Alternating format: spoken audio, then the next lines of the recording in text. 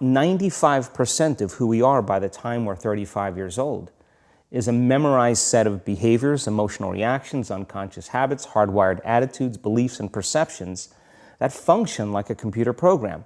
So then a person can say with their 5% of their conscious mind, I want to be healthy, I want to be happy, I want to be free. But the body's on a whole different program.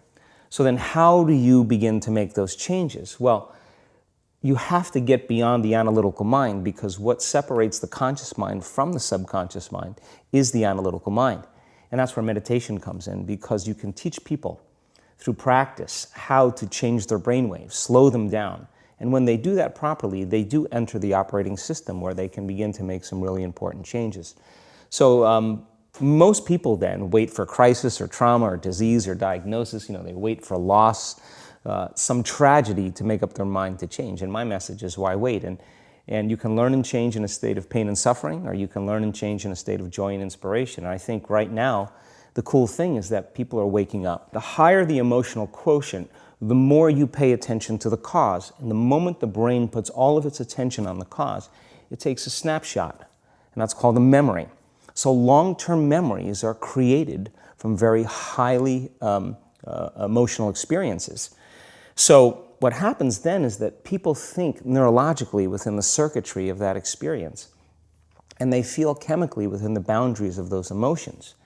And so when you have an emotional reaction to someone or something, most people think that they can't control their emotional reaction. Well, it turns out if you allow that emotional reaction, it's called a refractory period, to last for hours or days, that's called the mood. I say to someone, hey, what's up? You say, I'm in a mood. Well, why are you in a mood? Well, I had this thing happen to me 5 days ago, and I'm having one long emotional reaction. If you keep that same emotional reaction going on for weeks or months, that's called temperament. Why is he so bitter? I don't know, let's ask him. Why is he so bitter? Why are you bitter? Well, I had this thing happen to me 9 months ago. And if you keep that same emotional reaction going on for years on end, that's called a personality trait. And so learning how to shorten your refractory period of emotional reactions is really where the work starts. So then people, when they have an event, what they do is they keep recalling the event, because the emotions of stress hormones, the survival emotions, are saying, pay attention to what happened, because you want to be prepared if it happens again. Turns out most people spend 70% of their life living in survival and living in stress. So they're always anticipating the worst case scenario based on a past experience. And they're literally, out of the infinite potentials in the quantum field, they're selecting the worst possible outcome, and they're beginning to emotionally embrace it with fear. And they're conditioning their body into a state of fear. Do that enough times, body has a panic attack without you. You can't even predict it because it's programmed subconsciously. So then you say to the person, why are you this way? And they'll say, I am this way because of this event that happened to me 15 or 20 years ago. And what that means from a biological standpoint is that they haven't been able to change since that event. So then the emotions from the experience tend to give the body and the brain a rush of energy. So people become addicted to the rush of those emotions, and they use the problems and conditions in their life to reaffirm their limitation, so at least they can feel something. So now when it comes time to change, you say to the person, why are you this way? Well, every time they recall the event, they're producing the same chemistry in their brain and body as if the event is occurring, firing and wiring the same circuits and sending the same emotional signature to the body. Well, what's the relevance behind that? Well, your body is the unconscious mind. It doesn't know the difference between the experience that's creating the emotion and the emotion that you're creating by thought alone. So the body's believing it's living in the same past experience 24 hours a day, 7 days a week, 365 days a year. And so then when those emotions influence certain thoughts, and they do, and then those thoughts create the same emotions, and those same emotions influence the same thoughts, now the entire person's state of being is in the past. So then the hardest part about change is not making the same choices you did the day before, period. And the moment you decide to make a different choice, get ready, because it's going to feel uncomfortable. I wasn't going to be a punk kid all my life. So the only way I could turn around was to suffer. I had to build calluses in my brain the same way I built calluses on my hands. So I broke the Guinness Book of World Records for pull-ups a long time ago, but I failed at it twice. And I did 67,000 pull-ups in trying to break this record. So to do 4,030 pull-ups, I had to do 67,000 for training for that. Wow.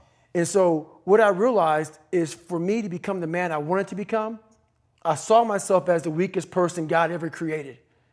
But I never blamed God for anything he did to me. So I wanted to change that to be the hardest man ever created. Am I that? I don't know, but you had to have a goal. Right. And my goal when I was sitting there, not going to school, being bullied, having no self-esteem, my goal was the only person that's going to turn this person around is me. And the only way I can turn it around is put myself through the worst things possible a human being can ever endure. And that'd be the only way that I can build this brain to handle anything that comes in front of it, callousing my mind through pain and suffering. I signed up for this race. It's called the San Diego One Day, where you run around a 1 mile track for 24 hours to see how many miles you can get. My goal was 100 miles. So I got to mile 70, and I cleared 70 miles in like 12, 13 hours pretty quickly. But I was done. My feet were broken. I was stress fractures, shin splints, muscles were tearing. I was in bad shape. I was eating Ritz crackers and drinking Miloplex. That's all I had.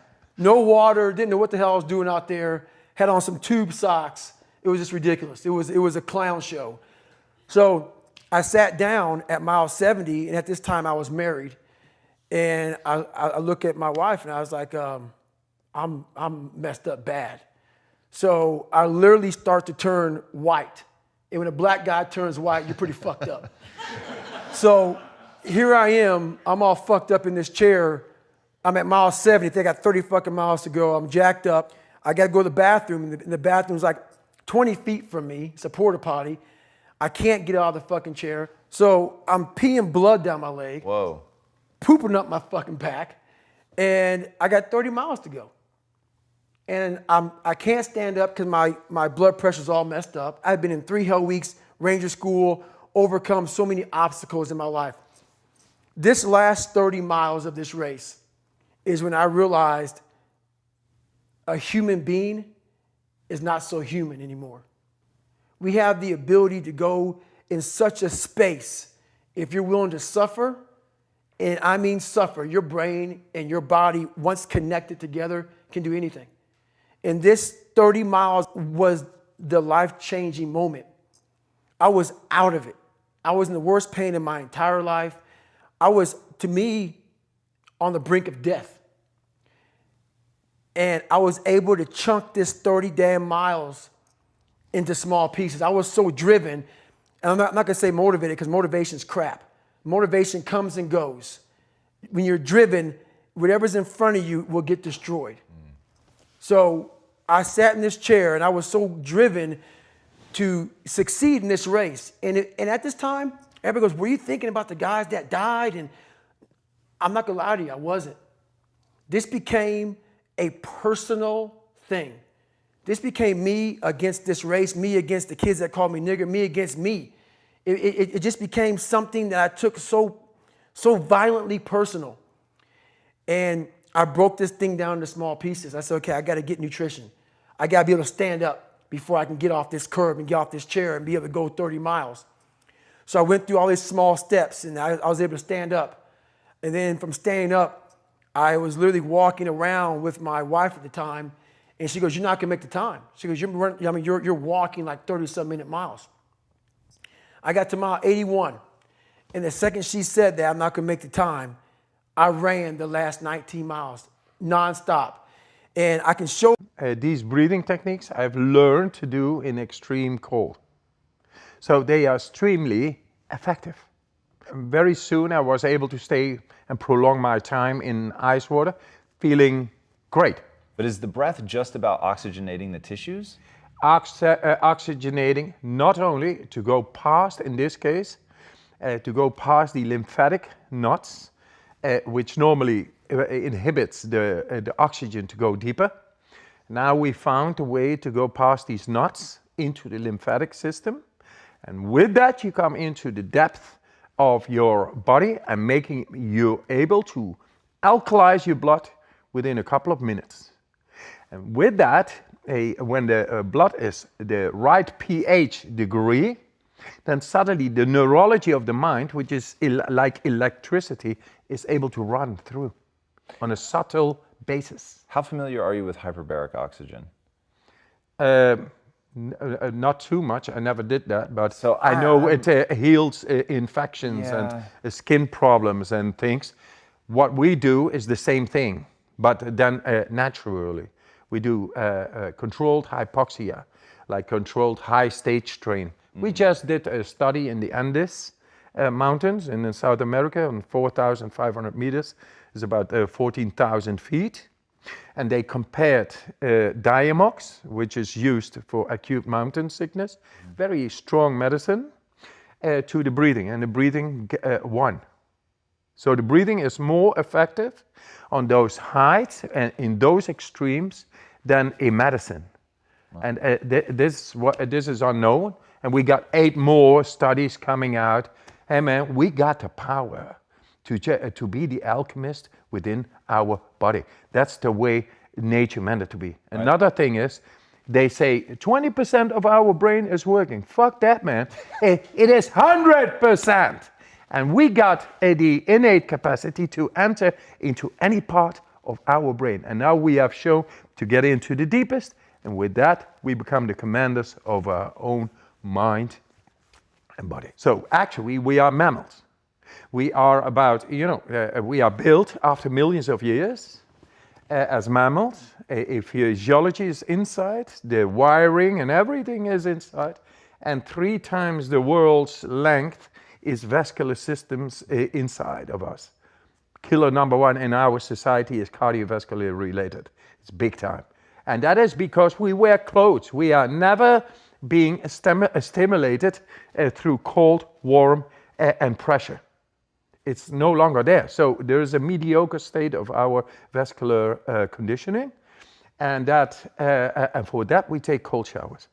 Then there's some shock to the system that does something to the hormesis. We do it consciously, and with that, we connect even with the brain, with the vascular system all over. And it's amazing how simple it can be, how simple we can tackle this serial killer, the cardiovascular related diseases. We can tackle it. A cold shower a day keeps the doctor away. Mindfulness is very much researched. And it shows that through mindfulness, you are able to activate deeper parts of the brain. They become more alive because simply the blood flow goes to these deeper parts. But what we have seen now in the brain scans, not even seasoned practitioners in mindfulness are able to activate those parts you have been activating.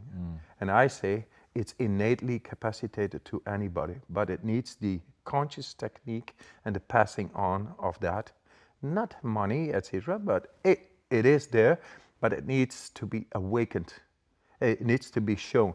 If you always walked this way to the house because that's your knowledge, you don't know the shortcut, which was always there. God, is there any way for you to put it into words? So obviously there's no substitute for the training, but what is it? Like, they're such practiced meditators, but they can't do what you can do. So what is that thing that you're able to pass on in 4 days? The confidence, opening up your heart, and suddenly you become aware that it is simply there.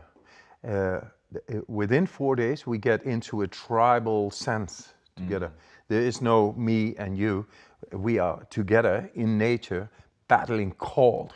There is no thought. You help each other. You get this natural sense of helping each other, which enables me, like oxytocin.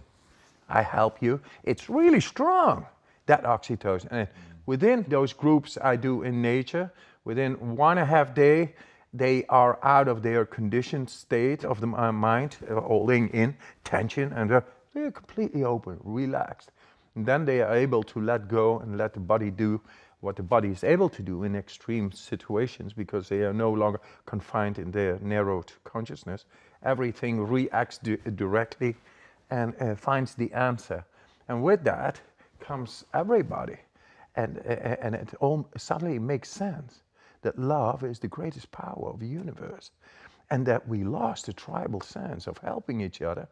And that makes them able, in just 4 days, to go in temperatures like way down in freezing conditions, and then having great fun and dance the Harlem Shake in your socks off on the mountaintop after hours in those conditions. That makes the depth suddenly aware to one's consciousness. And that is like, I never felt this, yeah, but that's you. And that you, we are here to promote, to show that everybody has it. And so all the problems in the world, we have a system inside, in willful, possible command, if we only exercise and awaken to it, to handle anything that comes to us. Because that's the way we were built. Not hopeless, full of hope. And not 20% of the brain capacity within our command, but 100. And there it is. And with 100, we find freedom, because we can go anywhere without fear, because we are in control.